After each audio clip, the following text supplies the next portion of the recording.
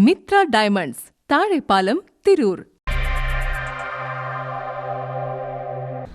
കേരള നിയമസഭയുടെ 13ാമത് സമ്മേളനത്തിൽ എനിക്ക് ഒരു ശ്രദ്ധ ക്ഷണിക്കൽ പ്രമേയം അവതരിപ്പിക്കാനുള്ള അവസരം കിട്ടി.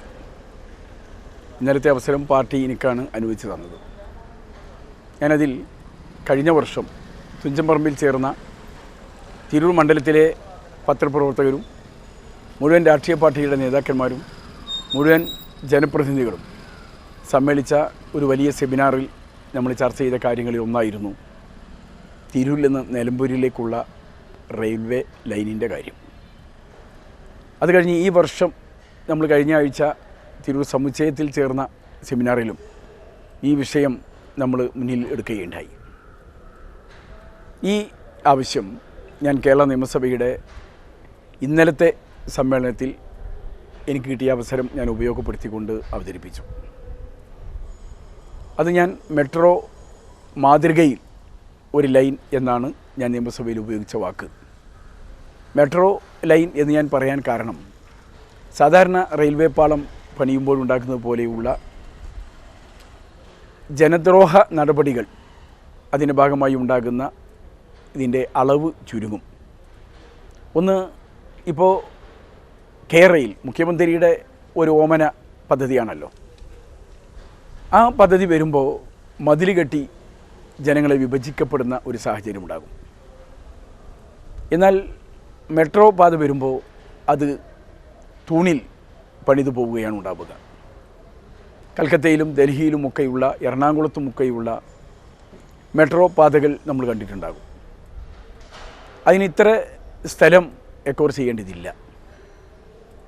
മലപ്പുറം പോലെ ജനപ്പെരുപ്പമുള്ള കൂടുതൽ ജനസംഖ്യയുള്ള ഒരു ജില്ലയിലൂടെ കടന്നു പോകുമ്പോൾ ജനങ്ങൾക്ക് ദ്രോഹം കുറച്ച് അത് കൊണ്ടുപോകാൻ സാധിക്കും. ജനങ്ങൾക്ക് അപ്പുറത്തേക്കും ഇപ്പുറത്തേക്കും കടന്നു ചെല്ലാൻ ഈ പാളം മേലെ കൂടി പോകുമ്പോൾ സാധിക്കും.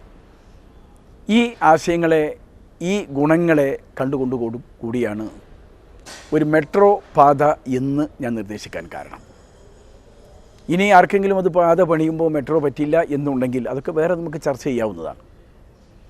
എൻ്റെ ആവശ്യം തിരൂരിൽ നിന്ന് നിലമ്പൂരിലേക്ക് ഒരു പാത എന്നുള്ളതാണ്. 1861 തിരൂർ റെയിൽവേ സ്റ്റേഷൻ വന്നത്. 1860കളിൽ ബ്രിട്ടീഷ് ഗവൺമെൻറ് ഉള്ളപ്പോൾ കേരളത്തിൽ ആദ്യമായി പാത പണിയാൻ തിരഞ്ഞെടുത്ത സ്ഥലം ഒന്ന് തിരൂരാണ്. പിന്നീട് അത് ഷൊർണൂരിലേക്കും ഷൊർണൂരിൽ നിന്ന് നിലമ്പൂരിലേക്കും പോവുകയാണ് ഉണ്ടായത്. നിലമ്പൂരും ഷൊർണൂരുമൊക്കെ റെയിൽവേ പണിയാൻ ബ്രിട്ടീഷുകാർക്ക് മുന്തിയ സ്ഥലമായി അന്ന് പരിഗണിക്കാൻ സാധിച്ചു.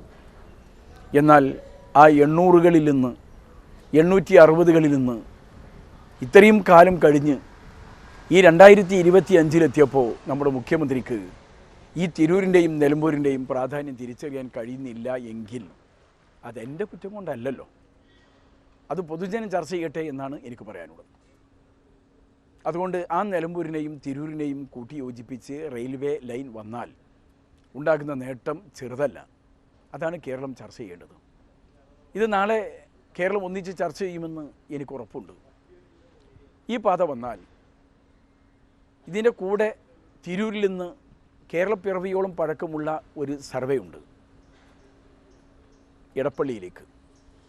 എടപ്പള്ളി തിരൂർ ലൈൻ വരിക കൂടി ചെയ്താൽ തിരുവനന്തപുരത്ത് നിന്ന് തിരൂരിലേക്ക് റെയിൽവേ ദൂരം കുറയുന്നു എന്ന് നമുക്ക് മനസ്സിലാക്കാൻ പ്രയാസം ഇല്ല. ഇതേപോലെ നഞ്ചങ്കോട്ട് നിന്ന് 50 കൊല്ലം പഴക്കമുള്ള ഒരു വലിയ ആശയമാണ് മൈസൂരിലേക്കൊരു പാത. ഈ പാത കൂടി വന്നാൽ തിരൂർ നിലമ്പൂർ പാതയും കൂടി യോജിക്കുന്ന ഒരു സന്ദർഭം ഉണ്ടായാൽ ഉണ്ടാകുന്ന നേട്ടത്തിൻ്റെ വലുപ്പം ഒന്ന് പരിശോധിച്ച് നോക്കാൻ ഞാൻ മുഖ്യമന്ത്രിയോട് അടക്കം ഞാൻ ഈ സന്ദർഭത്തിൽ ആവശ്യപ്പെടുകയാണ്.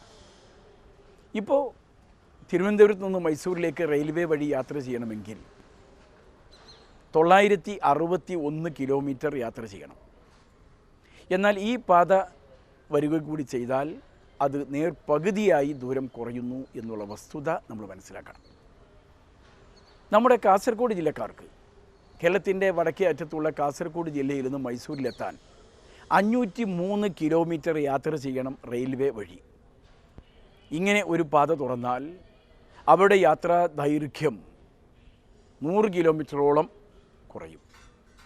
ഇത് നേട്ടമല്ലെന്നാണോ മുഖ്യമന്ത്രിയും മുഖ്യമന്ത്രിയുടെ പാർട്ടിയും പറയുന്നത്? ഇത് കേരളം ചർച്ച ചെയ്യട്ടെ. നമുക്ക് വിഴിഞ്ഞം പദ്ധതി അത് പൂർണ്ണ തോതിലെത്താൻ, അതേപോലെ വാണിജ്യ മേഖലയിൽ, വിദ്യാഭ്യാസ തലത്തിൽ, തൊഴിൽ മേഖലയിൽ, ആരോഗ്യതലത്തിൽ ഒക്കെ ഉണ്ടാകുന്ന നേട്ടങ്ങൾ ചെറുതാണോ? ഇതൊക്കെ നാളെ വിലയിരുത്തപ്പെടേണ്ടതല്ലേ? ഇങ്ങനെ ആശയങ്ങൾ വെച്ച് അത് ആലോചിച്ച് ഭാവിയിൽ ഇത് പരിഗണിക്കപ്പെടുന്നൊരു സാഹചര്യം ഉണ്ടാകുമെന്ന് എനിക്ക് ഉറപ്പുണ്ട്. പക്ഷെ മുഖ്യമന്ത്രി അടുത്ത ദശകത്തിലൊന്നും അത് ശതകം എന്ന് ഉപയോഗിക്കാഞ്ഞത് വലിയ നല്ലത്. വരുന്നൊരു മന്ത്രിസഭ പോലും ഇത് പരിഗണിക്കില്ലെന്നൊക്കെയാണ് അദ്ദേഹം പ്രവചിക്കുന്നത്. അദ്ദേഹത്തിൻ്റെ ജനങ്ങളെ ദ്രോഹിക്കുന്ന കേരയിൽ പദ്ധതിയേക്കാൾ എത്രയോ ഗുണകരമാണ് ഈ പദ്ധതി. അദ്ദേഹം ചർച്ച ചെയ്യണം, അദ്ദേഹം ആലോചിക്കണം എന്നാണ് എനിക്ക് പറയാനുള്ളത്. പിന്നെ CPM ഒക്കെ ആകുമ്പോൾ വികസന കാര്യത്തിൽ ഇങ്ങനെയൊക്കെ ആണല്ലോ. അവർക്കിത് പെട്ടെന്ന് ഉൾക്കൊള്ളാൻ കഴിയില്ലെന്ന് എനിക്കറിയാം. നമ്മുടെ നെല്ലുകുത്ത് യന്ത്രം വന്നപ്പോൾ CPMൻ്റെ നിലപാട് എന്തായിരുന്നു? കല്ലുവെട്ട് മെഷീൻ വന്നപ്പോൾ അവരതിനെതിരെ സമരം ചെയ്തില്ലേ? കൊയ്ത്തന്ത്രവും മെതിയന്ത്രവും വന്നപ്പോൾ CPM അതിനെ സ്വീകരിച്ചോ? ഇല്ലല്ലോ. ടൈപ്പ് റൈറ്റിംഗ് മെഷീൻ വന്നപ്പോൾ എന്തായിരുന്നു അവരുടെ നിലപാട്? സർവോപരി കമ്പ്യൂട്ടർ വന്നപ്പോൾ ഇതിനെ സ്വീകരിക്കാൻ അവരുടെ മനസ്സ് വന്നിട്ടില്ലായിരുന്നു. ഇപ്പം എന്താണ് അവരുടെ നില എന്ന് അവർ സ്വമേധയാ ഒന്ന് സ്വകാര്യമായി വിലയിരുത്തട്ടെ. എന്നുപോലെ ഈ പദ്ധതിയെക്കുറിച്ചും ഭാവിയിൽ അവർ സ്വീകാര്യത അവരിൽ നിന്നൊക്കെ ഉണ്ടാകും എന്ന് ഞാൻ വിശ്വസിക്കുകയാണ്. കേരളം ഇത് ചർച്ചയ്ക്കെടുക്കണം. കേരളം ഇത് സജീവമായി ചർച്ച ചെയ്യണം. ഈ വലിയ ഇത്തരത്തിലുള്ള ആശയങ്ങൾ പരിഗണിച്ചുകൊണ്ട് നാളെ നമ്മുടെ നാട് ഇതൊക്കെ സ്വീകരിക്കപ്പെടുന്നൊരു സാഹചര്യമുണ്ടായാൽ നാട്ടിലുണ്ടാകുന്ന വളർച്ച ചെറുതായിരിക്കയില്ല എന്ന് മാത്രം എൻ്റെ സമൂഹത്തോട് ഞാൻ പങ്കുവെക്കുകയാണ്. പവൻ ഗോൾഡിലേക്ക് വരൂ. നിങ്ങളുടെ കുരുന്നിന്റെ ആദ്യ കാതുകുത്ത് വേദനയില്ലാതെ തികച്ചും സൗജന്യമായി ഞങ്ങൾ ചെയ്തു തരും. പരിചയസമ്പന്നരായ ലേഡി സ്റ്റാഫുകളുടെ സേവനം. പൊന്നു മനസ്സോടെ ഏവർക്കും സ്വാഗതം. പവൻ ഗോൾഡ്, തിരൂർ.